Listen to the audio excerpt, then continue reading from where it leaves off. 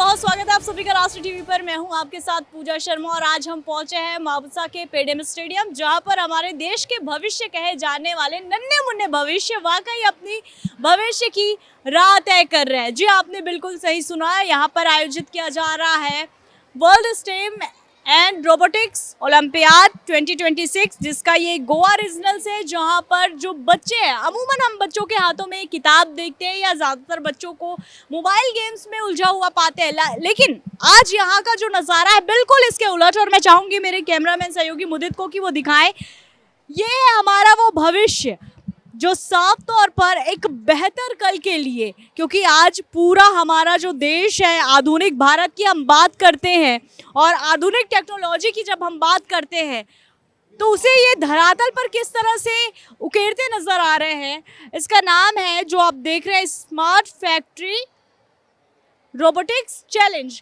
यानी कि किस तरह से एक फैक्ट्री को चलाने के लिए एक स्मार्ट तरीका होना चाहिए ताकि समय को बचाया जा सके, तय समय से पहले या तय समय में जो भी काम है उसे पूरा किया जा सके परफेक्शन के साथ।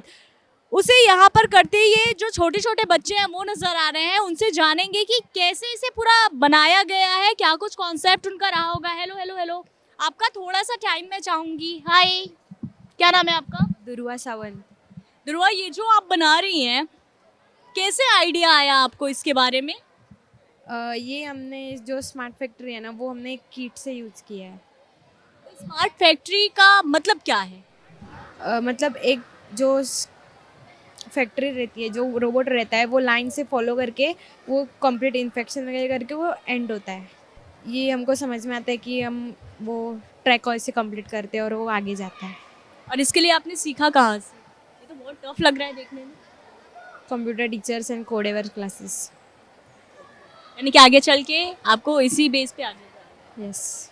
तो ये थी ध्रुवा, जिन्होंने बहुत अच्छे तरीके से बताया कि आखिर स्मार्ट फैक्ट्री का ये जो कॉन्सेप्ट वो लेकर आई है उसके पीछे का मकसद क्या है। और चलिए, ये केवल एक ही फैक्ट्री नहीं है, यहाँ पर बहुत सारे ऐसे नज़ारे हैं जो आपको चौंका देंगे और धीरे धीरे पूरी तस्वीरें हम आपको यहाँ की दिखाएंगे। तो देखिए, ये वो स्टेडियम जो हमारे नन्हे मुन्ने सितारों और देश के खूबसूरत भविष्य से भरा हुआ है और हर कोई अपने जो कॉन्सेप्ट है उसको यहाँ पर बिल्कुल प्रैक्टिकल तरीके से धरातल पर उतारते हुए नजर आ रहा है। अब देखिए, ये इसका नाम है लेगो लाइन फॉलोइंग। बच्चे भी आपको दिख रहे होंगे और इन बच्चों से जानेंगे कि आखिर ये क्या है, इसका कॉन्सेप्ट क्या है। जो भी इनसे जुड़ा हुआ है उनसे जानने की कोशिश करेंगे। अभी आपने जिगजैग करती हुई एक गाड़ी देखी होगी, आखिर जिस लाइन में उस गाड़ी को डाला गया, जिस डिजाइन पे, पैटर्न पे, वो बिल्कुल उसी तरह से जाता भी नजर आया। बिल्कुल शॉक करने वाला है। लीगो लाइन इसका नाम है।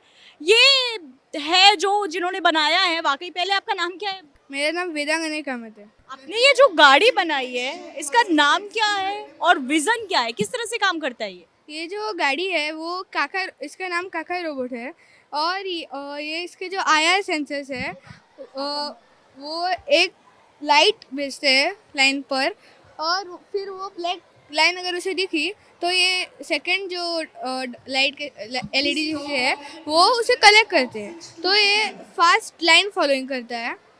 और अगर फ्यूचर में अभी ड्राइवरलेस कार वगैरह बन रही है ना, तो हम रोड पे सिर्फ ऐसी लाइन बना सकते हैं जिससे कार्स अपने आप फॉलो कर सकते हैं। ये किस चीज़ में हेल्प करता है? जो ओवर स्पीड गाड़ियाँ हैं उनको रोकने के लिए, ओवर स्पीड गाड़ियाँ उनको रोकने के लिए एक्सीडेंट्स प्रोवाइड कम करेगा ये, और फिर ड्राइवर के सोने के वगैरह चांसेस कम होंगे। इसका आइडिया आपको कहाँ से आया? मैंने बहुत सारे एक्सीडेंट्स देखे हैं जिसमें ड्राइवर सो जाता है गाड़ी में और फिर गाड़ी का एक्सीडेंट हो जाता है। तो उससे मैंने रिसर्च की और फिर मैंने लाइन फॉलोअर बनाया। कितनी एज होगी आपकी? 10 साल। देखिए, एक 10 साल का बच्चा, वाकई लगातार जो एक्सीडेंट हो रहा है, सरकार हमेशा अवेयरनेस फैलाती रही है, लेकिन उसके बावजूद भी धरातल पर हम वाकई ऐसी स्थिति देखते हैं जो कई बार एक्सीडेंट होते हैं, सबक कोई नहीं लेता, और एक एक छोटा सा महज 10 साल का बच्चा जिसने ये सोचा कि कैसे ये होने वाले एक्सीडेंट्स पर वो लगाम लगा सकते हैं, और उन्होंने बिल्कुल एक मशीन ही बना डाली। वाकई ये तो बिल्कुल अचंभा अचंभा वाली बात है। और ये देखिए, एक दो ही चीज़ें नहीं, बहुत सारी ऐसी तस्वीरें हैं, बहुत सारे ऐसे बच्चे हैं जिनके हाथों में इसी तरह से जादू है, और हम आपको पूरी तरह से हर उस इनोवेशन से रूबरू कराएंगे जो इन नन्हे मुन्ने बच्चों ने अपने हाथों से बनाया है, एक मैसेज के साथ। और इधर आप पूरा देखिए तस्वीर, साथ ही साथ हम आपको दिखाते चल रहे हैं।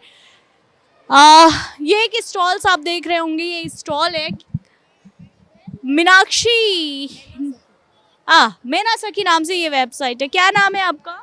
मेरा नाम अविया पराग नाइक है।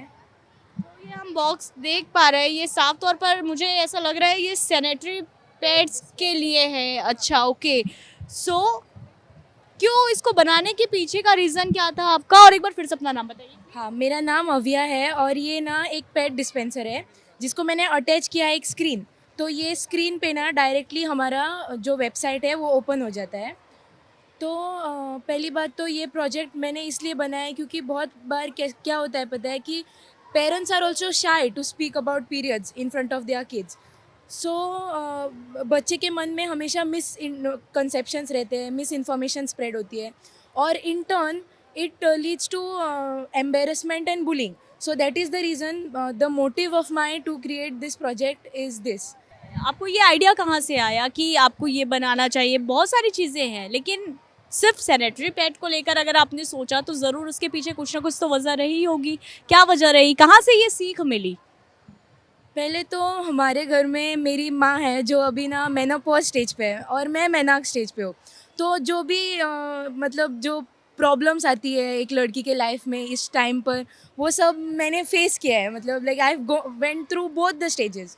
So that is the reason maybe I have created this project. And one more thing, when I was there in the school and मुझे actually I had an experience of periods for the first time, क्योंकि तभी I think summer holidays चालू थे और मुझे first period तभी हुए. But even at second periods I never knew what periods actually are. So क्या हुआ कि स्कूल में जब भी फ्रेंड्स को बताती थी तो वो बुली करने लगते थे, चिढ़ाने लगते थे या कुछ होता था. तो इसलिए ऐसा और किसी लड़की के साथ ना हो इसलिए मैंने ये वेबसाइट बनाया है और उसके साथ मैंने पैड डिस्पेंसर भी ऐड किया है. And my main goal is to keep these sanitary pad dispenser in classrooms or corridors, not in washrooms, so that even boys can go through the website और उनको भी पता चले कि क्या होते हैं actually periods. Yes, thank you. देखिए किस तरह से यहाँ पर इनोवेशन और हाथों में अलग ही जादू है.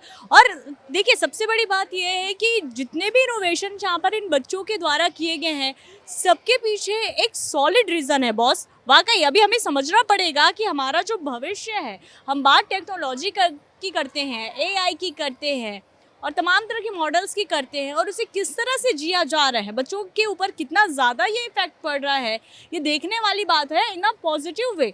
और यहाँ पर एक और मुझे ग्रीनरी सा नज़र आ रहा है. अमूमन आजकल तो ऐसे ही देखने को मुझे लगता है हरियाली मिलती है, बाकी जगह तो पेड़ कटने लगे हैं. क्या मॉडल है आपका? पहले तो नाम बताइए आपका.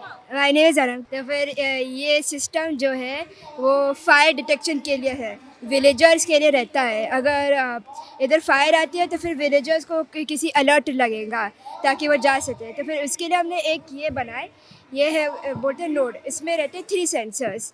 This is temperature, this is flame and this is smoke. 3 sensors and this will detect the fire and this fire it will be sent to one receiver. ये जो रिसीवर है वो फायर वो डेटा जो रहता है सेंसर्स का वो इधर आता है. एंड उसके साथ ये जो एक ये वाला है, this is for wind speed and this is for wind direction, so that they know कि कितना बड़ा फायर है, किधर जा रहा है फायर, उसके लिए है. और and this will give to a dashboard. This will send data to a dashboard and this dashboard will be on a बड़ा सा monitor which will be over here. तो हमारे फैमिली में एक हमारे पास फार्मलैंड था. वो क्लाइमेटिक कंडीशंस के वजह से वो हर बार वो ये जल जाता था. वो ये ये सूरज की वजह से। तो हमने क्या किया, हम अभी उससे ही हमने इंस्पिरेशन लिया है ये प्रोजेक्ट करने के लिए। क्या नाम है आपका? अवनीश फट्टे। अविश, कितने साल के हैं आप? 14 साल का हूँ। 14 साल के हो? हाँ। और 13 साल के हो। आप 13 साल की है, ओके। सो क्या ये वर्क कर सकते हैं अभी? क्या आप हमको प्रैक्टिकल करके दिखा सकते हैं ये? अभी नहीं दिखा सकते क्योंकि थोड़ा टाइम के बाद। अच्छा, okay okay. Oh, all the best. तो देखिए, मैसेज की हम बात कर रहे हैं। अचानक जंगलों में आग लग जाती है, लेकिन जब तक बुझाने की बारी आए तब तक बहुत देर हो चुकी होती है। और इसी एक्सीडेंट से बचने के लिए बच्चों ने एक बहुत ही अच्छा इनोवेशन किया है। वाकई काबिले तारीफ है। एआई का ज़माना हम कहते हैं, अक्सर डर भी रहता है कि एआई हमारी जॉब खा लेगा। ये हम हमेशा सुनते हैं कि अब इंसानों की जगह ये एआई ले रहा है, लेकिन देखिए बच्चों ने कितना बेहतर तर्क निकाला है एआई का यूज़ करके, और देश के भविष्य के लिए एक बहुत ही अच्छा, अगर हम कहें तो, एक प्रोजेक्ट ये लेकर आए हैं। यहाँ पर और भी बच्चे हैं, क्योंकि इतने सारे यहाँ पर एक्टिविटीज़ हैं। हे जूनियर, क्या नाम है आपका? मेरा नाम भार्गव शिरवंत है। कौन से क्लास में हो? मैं एट्थ स्टैंडर्ड। और एज क्या होगी आपकी? 13। तो ये आपके हाथ में जो है ये क्या है? ये हमारा रोबोटिक्स का एक कार है जो हम ट्रैक पे चलाते हैं। अच्छा, ये किस तरह से काम करता है? क्या इसके फीचर्स हैं? क्या कुछ है इसके अंदर? ये ऐसा पावरफुल है और हमने इसमें बहुत मेहनत की है। सभी जो पार्ट्स है हमने लगाए हैं जो इसमें यूज होते हैं। तो इसका किस तरह से ये काम करते हैं? मतलब इस कार को बनाने के पीछे कोई ना कोई एक विजन होगा आपका, कोई तो विजन होगा। एक शौक है। शौक है ट्रैकिंग के लिए बेसिकली? हाँ, हो सकता है। बहुत पावरफुल भी है, किधर भी हो चढ़ जाता है। हेलो, क्या नाम है आपका? मेरा नाम जैन शाह मोहम्मद। जैन, कौन से स्टैंडर्ड में और कितने ईयर के हो? 7th standard, 13 years old. ये आपके दोस्त हैं जो ये हाथ में पकड़े हुए हैं, रोबो स्प्रिंट। ये क्या काम आता है, क्या वर्क है? इसका अंदर बॉल, पहले बॉल लेके इसका अंदर आने का, और ये शूटर, ऑरेंज कलर का शूटर, तो शूट करके गोल के अंदर डालने का। क्या वर्क क्या करते हैं? अगर इसे हम बनाना चाहें तो हम क्यों बनाएंगे? इसका वर्क क्या है? किस चीज़ के लिए उपयोग किया जाएगा ये? कॉम्पिटिशन्स ऐसे टाइप के लिए यूज़ करते हैं। Okay, thank you. So WSRO की ओर से जो ऑर्गेनाइज आज ये कार्यक्रम किया गया था, वहाँ पर हम पहुंचे हुए थे। आपने देखा कि जो छोटे छोटे बच्चे हैं उन्होंने किस तरह से बिल्कुल एआई का उपयोग करके बहुत ही सुंदर सुंदर रोबोट्स के जरिए एक मैसेज दिया कि आने वाले फ्यूचर में उनकी ओर से बनाया गया ये गैजेट कितना ज़्यादा काम आ सकता है। लेकिन WSRO के पीछे ये की रणनीति क्या थी, उद्देश्य क्या था, आखिर किस पर्पज से इस ऑर्गेनाइजेशन को बनाया गया था? ये तमाम सवाल हैं जो जानना बेहद ज़रूरी है, खासतौर पर इस लिहाज से भी क्योंकि बच्चों को ये बहुत ही अच्छा प्लेटफॉर्म दे रहे हैं उनके भविष्य को आगे बढ़ाने के लिए, उन्हें मोटिवेट करने के लिए। और इस ऑर्गेनाइजेशन के ऑर्गेनाइजर हैं ध्रुव पटेल जी। ध्रुव जी, बहुत स्वागत है राष्ट्रीय टीवी पर। हेलो, नमस्ते। आज हम यहाँ पर पहुंचे, वाकई हमने जो देखा बहुत ही ज़्यादा शॉकिंग था। छोटे छोटे बच्चे जो अमूमन या तो फोन्स चलाते हैं, किताबों में घुसे रहते हैं, आज उनके हाथों में ऐसे तमाम तरह के गैजेट्स और खुद से बनाए हुए गैजेट्स। वाकई ये इनोवेशन बहुत अद्भुत था। इसकी कल्पना कैसे की गई थी, क्या इसका उद्देश्य था, किस तरह से बच्चों के बेहतर भविष्य के लिए उन्हें हेल्प करता है, इस पर आप थोड़ा सा डीपली फोकस करके बताइए। So WSRO World STEM and Robotics Olympiad जो हमने 2018 में स्टार्ट किया था under the leadership of mister Vishal Chiripar. हमारा ऑब्जेक्टिव ऐसा था कि भाई रोबोटिक्स जो है हर गांव तक पहुंचे, राइट। और आने वाले टाइम में जब बच्चा स्टडी करके बाहर निकले तो उनको ये न्यू टेक्नोलॉजी के साथ डील करनी है। साथों साथ नई एजुकेशन पॉलिसी में भी रोबोटिक्स आ गया, एआई आ गया। सो अभी द मेन जो गैप है, राइट, कि बच्चों को सीख तो ले रहे हैं, right, but the problem is that कि उसकी कोई एग्जाम नहीं होती, राइट। तो उसके लिए हम लोगों ने कॉम्पिटिशन्स प्लेटफॉर्म ऐड किया, राइट, कि जहाँ पे एक अफोर्डेबल और एक्सेसिबल सेगमेंट में सब बच्चे स्टार्टिंग फॉर दी 5 साल का बच्चे से लेके 16 साल 17 साल साल का बच्चे स्कूल लेवल का कि जो ये कॉम्पिटिशन्स में पार्टिसिपेट करे। तो इसमें अलग अलग हम लोगों ने कैटेगरी डाली कि जिसमें स्टार्टिंग विथ लीगो के आते हैं, किट्स आती है, ब्लिक्स की किट आती है, डुप्लो की किट आती है। तो ऐसे ऐसे अलग अलग ब्लॉक्स बेस प्रोग्राम करके आए। उसके बाद वो थोड़ा आगे जाके इनोवेशंस वाली कैटेगरी में जाए, इनोवेशंस वाली कैटेगरी से आगे जाके एंटरप्रेन्योर्स वाली कैटेगरी में जाए। तो ऐसे हम लोगों ने अलग अलग कैटेगराइज किया और कैटेगराइज करके हम लोगों ने कॉम्पिटिशन प्लेटफॉर्म लॉन्च किया कि जहाँ पे हर गांव का बच्चा राइट ये कॉम्पिटिशन्स तक आ पाए। तो बेसिकली इस पूरे ऑर्गेनाइजेशन में जो आप लोगों ने ऑर्गेनाइज किया है, इसमें सिर्फ और सिर्फ गोवा के बच्चे हैं, आसपास के और भी बच्चे हैं, और जो यहाँ से जीतते हैं वो कहाँ जाते हैं, कैसे पार्टिसिपेट करते हैं, उसके बारे में भी बताइए। तो ये गोवा में तीसरा साल है हम लोग ये रीजनल कॉम्पिटिशन्स करवाते हैं और WSRO का 9वां साल है। हमारे टोटल 3 लेवल होते हैं। एक लेवल होता है रीजनल लेवल, उसके बाद नेशनल और इसके बाद इंटरनेशनल। तो आज यहाँ पे आपने जो देखा राइट कि 270 से ज़्यादा मीन 600-650 बच्चों से ज़्यादा बच्चों ने यहाँ पे पार्टिसिपेट किया है। This is completely regional competition और सारे जो है वो गोवा के हैं राइट। यहाँ पे जो जो कैटेगरी में टीमें जीतेगी, सब कैटेगरी में टॉप 5 टीम जो है वो आगे नेशनल के लिए जाएंगी और नेशनल के बाद जो बच्चे नेशनल क्रैक करेंगे वो जाएंगे इंटरनेशनल में जाएंगे। तो ये हमारा लेवल होता है 3। कितने बच्चों ने आज यहाँ पे जो है ये जीता है? अलग अलग हमारी टोटल 9 कैटेगरी है। तो टोटल 45 से 50 टीम्स जो है आगे सेकंड लेवल पे जाएगी। हर कैटेगरी में हम लोग टॉप 5 टीम्स पसंद करते हैं, उसमें से फर्स्ट सेकंड थर्ड होते हैं और 2 हम लोग जजेस चॉइस के, उनको और एक बार मौका मिले राइट नेशनल में जाके वो कॉम्पीट करे। और नेशनल में सब अलग अलग स्टेट से आएंगे। तो जैसे इस बार हम लोगों ने 9 अलग अलग जगह पे कॉम्पिटिशन्स किया, तो 9 स्टेट के जो भी विनर्स हो गए उनके बीच में कॉम्पीट होगा, that is in national. Size जी, हम देखें आज बच्चों को किस तरह से छोटे छोटे बच्चों ने बहुत ज़्यादा अपनी प्रतिभा दिखाई। वाकई ऐसा लगता है कि हम बहुत ज़्यादा आगे आ चुके हैं, लेकिन उसके साथ ही साथ चुनौतियां भी बहुत ज़्यादा होंगी। आप इस तरह से एक कार्यक्रम को जब ऑर्गेनाइज करते हैं तो कितनी चुनौतियां आती हैं, बच्चों को यहाँ तक लाने के लिए कितना मोटिवेट करना पड़ता है? सही सवाल है। जैसे कि हम हमेशा क्रिटिसाइज़ करते हैं कि आजकल के बच्चे, पेरेंट्स कहते हैं कि मोबाइल में घुसे रहते हैं, वीडियोस देखते हैं, तो उनको अगर उतना कुछ अट्रैक्टिव चाहिए तो वो अट्रैक्टिव होता है तरह का एक रोबोटिक्स ही हो सकता है जो उनको उस जो मोबाइल के अट्रैक्शन से दूर निकाले और दूर निकाल के इस जो माहौल है, यहाँ का जो माहौल आज बना है उसमें उनको डाले। इस माहौल में क्या अच्छा है कि ये लोग उतना ही उनको रोबोट्स के साथ खेलते हैं और खेलते खेलते कंपटीशन जीतते हैं, लेकिन उनको पता चले या ना चले उसके पीछे जो सीख है, जो हम साइंस कंसेप्ट जो हमारे टेक्स्ट बुक में है वो सीखते जाते हैं और उनको ये उसका आभास भी नहीं होता है कि उन्होंने क्या सीख लिया। आगे जाके उनको लाइफ में पता चलेगा कि अरे मैंने जो ये रोबोट चलाया था और या फिर वो फास्ट कैसे किया मैंने उस रोबोट को, या फिर लाइन फॉलोअर कैसे किया, उसमें जो मैंने कंसेप्ट्स यूज़ किए, अरे वो तो मैंने फिजिक्स में पढ़ रहा हूँ 8वीं कक्षा के टेक्स्ट बुक में, या फिर जो मैथ्स यूज़ कर रहा हूँ मेरे रोबोट को फास्ट करने में वो तो मैं 10वीं कक्षा में पढ़ रहा हूँ, या फिर मैं जो कैड बना रहा हूँ मैं फर्स्ट ईयर ऑफ इंजीनियरिंग में कर रहा हूँ। ये सब बच्चे ये खेल खेल में सीख लेते हैं और उनको जो आज का जो डिफरेंस है, मुझे हमेशा हम पेरेंट्स सोचते हैं कि ये मैथ में डिफरेंशिएशन क्यों पढ़ा जाता है, या फिर इंटीग्रल्स क्यों पढ़ाते हैं, या फिर ये ज्योमेट्री हम क्यों पढ़ते हैं, ये सारे का जो रिक्वायरमेंट है उनको ये जो इवेंट हम कर रहे हैं उसके अंतर्गत समझ में आ जाता है। हालांकि लेट समझ में आता हो लेकिन समझ में आता है। और इसका जो फ़ायदा होता है कि वो जो डिस्कनेक्ट है एजुकेशन का और इंडस्ट्री का, उसका ये बीच का लिंक बनता है। ये कॉम्पिटिशन्स में हम अलग अलग के कॉम्पिटिशन्स बनाते हैं, जैसे कि रोबो रेस है या फिर स्टेम चैलेंज है या फिर रोबोटिक कंस्ट्रक्शन है। अलग अलग बच्चों का अलग अलग इंटरेस्ट रहता है और हर इंटरेस्ट के लिए एक कंपटीशन यहाँ ज़रिया है उनको यहाँ आने का। और यहाँ जो माहौल बनता है, 400 बच्चे हैं इस माहौल में, एक दूसरे को देखते हैं, उसका प्रोजेक्ट देख के उनको आइडिया आता है ये तो प्रोजेक्ट मैं भी बना सकता था। तो अगले साल को उसको एक ऐसे मन में एक भावना आ जाती है कि चलिए अगले साल के इवेंट के लिए मैं तो उसको थोड़ा सा ऐसे प्रेजेंट करूँगा ताकि मुझे भी प्राइज़ मिले। और ये जो सिलसिला है उनका वो यहाँ से शुरू हो जाता है जब वो पहली बार यहाँ आता है। और हमने देखा है कि पहली बार जब बच्चा आता है वो सिर्फ देखने में चला जाता है वो, और नेक्स्ट ईयर फिर वो आता है कि मैं इस बार कुछ ना कुछ जीत के जाऊँगा।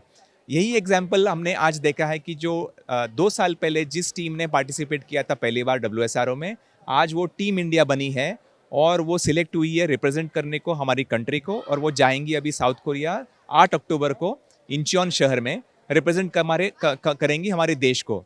तो देखिए 2 साल के इस सफ़र में उन्होंने WSRO 2 साल पहले सारस्वत की जो टीम है, स्कूल की टीम, उन्होंने वो पार्टिसिपेट किया था। उनमें वो क्या कहते हैं जिज्ञासा जगी कि वो लोग उसको आगे बढ़ाएं, और वो पिछले 2 साल से कंटिन्यूसली पार्टिसिपेट कर रहे हैं और आज वो इंटरनेशनल स्तर पे टीम इंडिया कहलाती है। तो ये ही चांस हम दिखाना चाहते हैं यहाँ के बच्चों को कि आप भी यही हो सकता है। जैसे कि अभी क्रिकेट में बच्चा है, वो कहता है कि सचिन तेंदुलकर बने, तो इस दुनिया में वो हम चाहते हैं कि वो इस ओलंपिक्स में जाए। वही तरीका है, हम उनको ये प्लेटफॉर्म देते हैं कि वो इससे आगे बढ़ते जाएं। सो जिन बच्चों ने आज यहाँ पर क्वालिफाई किया है उनका मनोबल बढ़ाने के लिए कैबिनेट मिनिस्टर सुभाष सर भी हमारे साथ मौजूद हैं। कैसा लग रहा है सर बच्चों को देखकर? मेरा दिन भूल गया। I enjoyed so much with the children. इतना अच्छा लगा, इतना मन को भाया कि बहुत सारे गोवा के बाहर से भी, सांगली से, बम्बई से, अपने बेलगाम से बच्चे लोग इधर आए, कर्नाटक से, हैदराबाद से बच्चे लोग इधर आए और गोवा के बच्चों के साथ इन्होंने कंपटीशन कर दिया, पार्टिसिपेट कर दिया और इनमें से बहुत सारे बच्चे अभी नेशनल लेवल पे पार्टिसिपेट हो जाएंगे। अभी आज का एजुकेशन का पैटर्न, ये ज़माने का एजुकेशन पैटर्न जो है ना, वो टेक्निकल है। तो मुझे तो लगता है कि हर एक बच्चा, हमारे गोवा का और भारत देश का हर एक बच्चा, उसको एकदम बचपन से, यानी नर्सरी केजी से उसको टेक्निकल एजुकेशन का साथ मिलना चाहिए। बिल्कुल। और जिस तरह से रोबोटिक्स के क्षेत्र में बच्चों का ध्यान जा रहा है, लेकिन कुछ बच्चे गरीब तबके के भी हैं जो नहीं सीख पाते, तो क्या गोवा सरकार उनके लिए कुछ स्पेशल आयोजन करेगी? नहीं, देखिए गोवा सरकार ने 6th क्लास से इंट्रोड्यूस कर दिया है रोबोटिक्स एंड कोडिंग। मेरे ख्याल, नर्सरी से कहा। हाँ, नर्सरी से भी हो जाएगा मेरे ख्याल से, क्योंकि अभी ये प्रपोजल जो है ना, अपना चीफ मिनिस्टर जो है ना, उनके सोच में है, विचार में है और मेरे ख्याल से लगता है कि अगले 2-3 साल में ये करेंगे कि अपना प्राइमरी स्कूल से 3rd से पकड़ के 3rd, 4th, 5th से पकड़ के ये टेक्निकल एजुकेशन जो बच्चों को अवेलेबल करना चाहिए। तो इस पूरे कार्यक्रम को ऑर्गेनाइज करने के पीछे की क्या कुछ मंशा थी, आपने ऑर्गेनाइजर ध्रुव पटेल से सुना और ये वाकई बच्चों के बेहतर भविष्य के लिए, कहना चाहिए एक मौका, हमेशा इंसान की जिंदगी में एक वो मौका होता है जो उसे आगे बढ़ाने के लिए हमेशा प्रेरित करता है। बहुत कम लोगों को ऐसे मौके मिलते हैं और खास तौर पर बच्चे जो अभी से इस मौकों को ग्रैब करके अपने बेहतर भविष्य के निर्माण के लिए रोबोटिक्स लेवल पर किस तरह से अपने इंटेलिजेंट का पूरा भरपूर उपयोग कर उसे धरातल पर उतारने का काम कर रहे हैं, ये वाकई आने वाले करियर के लिए उनके बेहद ज़्यादा, अगर कहें तो ये हेल्पफुल साबित होने वाला है। कैमरामैन मुदित के साथ राष्ट्र टीवी के लिए पूजा शर्मा।